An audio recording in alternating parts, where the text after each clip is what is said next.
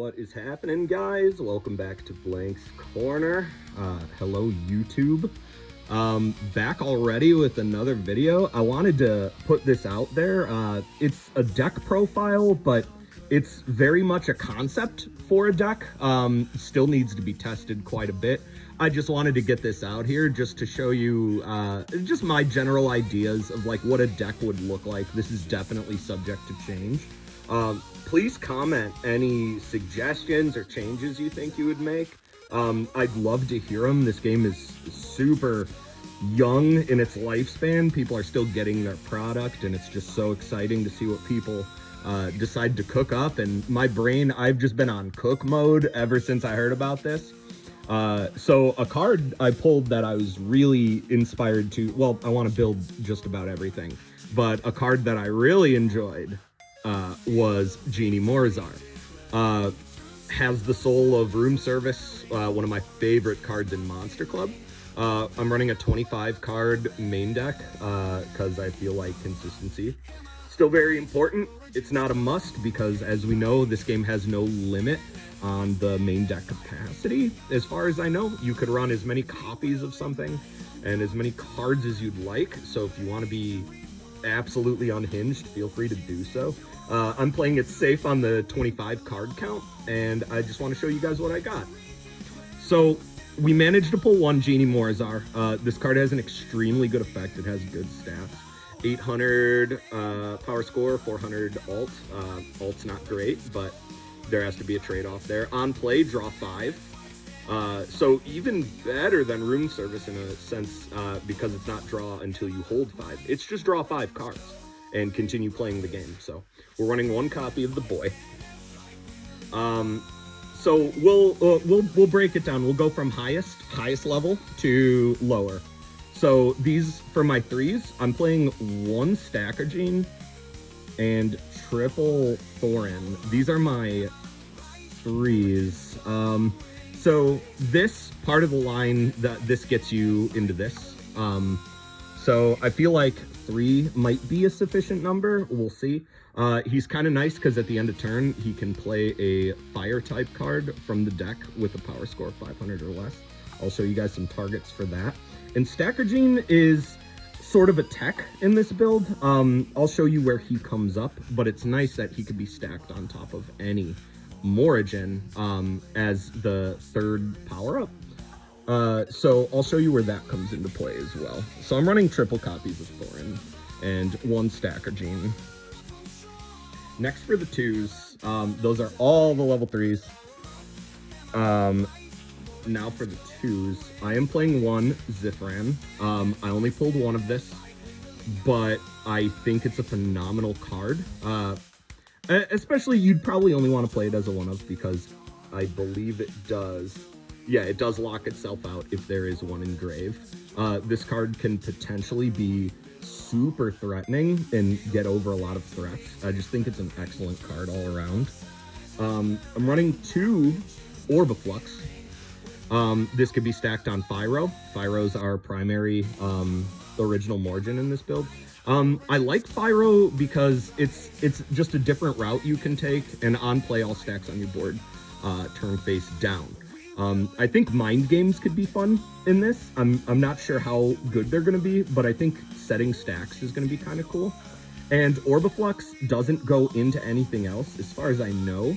So as a 400, it's not great, but if you've got the Stacker Djin, you can just kind of throw it on top for something with like a little more respectable stats, and it's not as bad. It sort of fixes the Orbiflux play. So that's the concept behind it, but like I said, a lot of this is subject to change. Might not be good. Might be good, might be bad, I have no idea. Next up for the level 2s, we've got 3 Morigin. Morigin is cool. It's a 500, so as far as I know, Thorin Djin can go into this card right off the bat. It's necessary for the line to go from Pyro to Morigin to Thorin Djin to Djin Morigins. So it's just necessary for the line. 500 seems like a pretty average for a second power-up, so it doesn't seem Doesn't seem too shabby.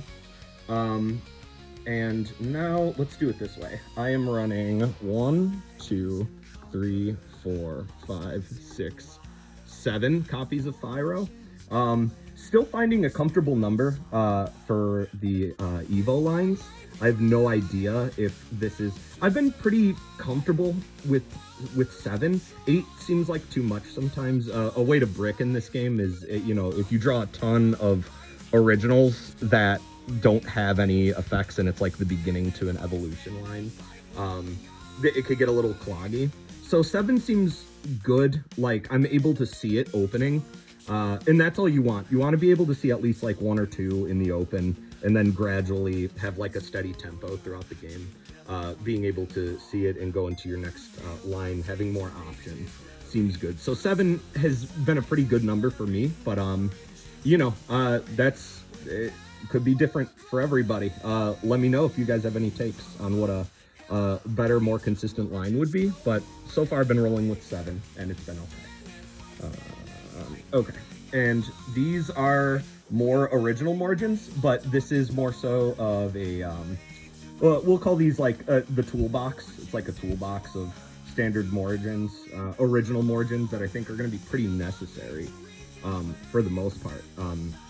Starting off with Brara, I think this card is insanely good. It's a pseudo second copy of anything.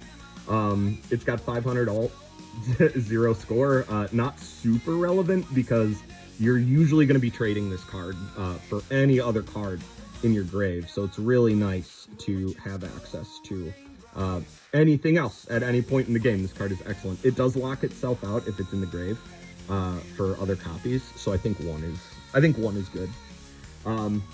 Teching in 1 Boom Djin. So the thought process behind the single Boom Djin is I think it's a pretty good card regardless. It could get over some pretty big threats just with its effect. And Thorin can actually put this into play because it can play a 500 or less fire from deck and just put it into play. So you can just grab the Boom Djin and use it as an answer to maybe some more threatening stuff on the board. It seemed like an interesting tech, interesting concept. So we're going to roll with it and see how it goes.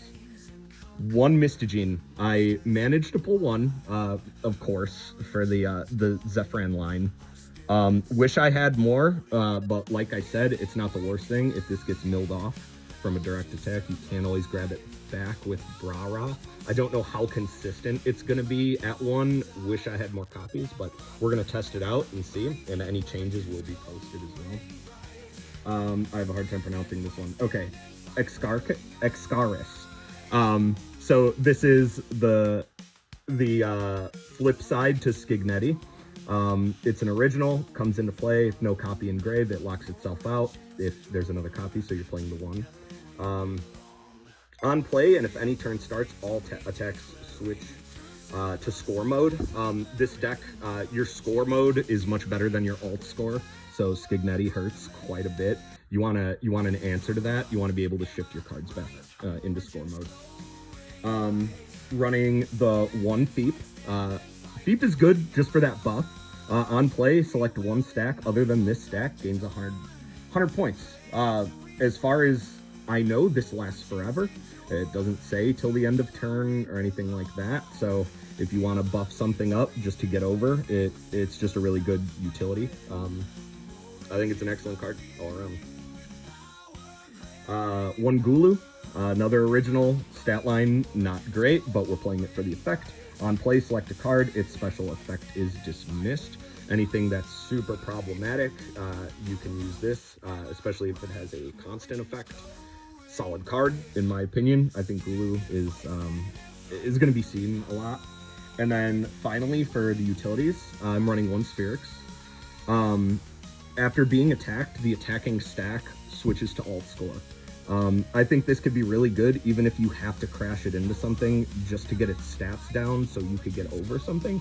It could get over some problematic cards that might be really big stat line wise. So definitely going to be testing that out. Let me zoom out for you guys so I could give you the wide shot of this in case you'd like to reference. So here are the 7 Thyros. the genie. We'll go down the line again just to lay it out for you guys. Definitely subject to change. Nothing is guaranteed here, of course. But as a concept, this is what I'm gonna roll with and see how it performs. We shall see, because we got the Sphyrix, the Gulu, Feet, Extaris, Mr. Djin, Djin, and Brara to round up our 75 count, or 75, 25 count. You could run 75 if you a madman. Nothing's stopping you. This is a 25 main deck. We're going for that consistency. But like I said, feel free to run any ratio. This game gives you a ton of freedom. Thanks for checking out the video, guys. Can't wait to put out more stuff. I got some gameplay stuff coming soon, probably this weekend. Thanks for stopping in. Anybody who's new, think about subbing. I think this is a lot of fun. Got a lot more Morigins coming your way. All right, have a good one, guys.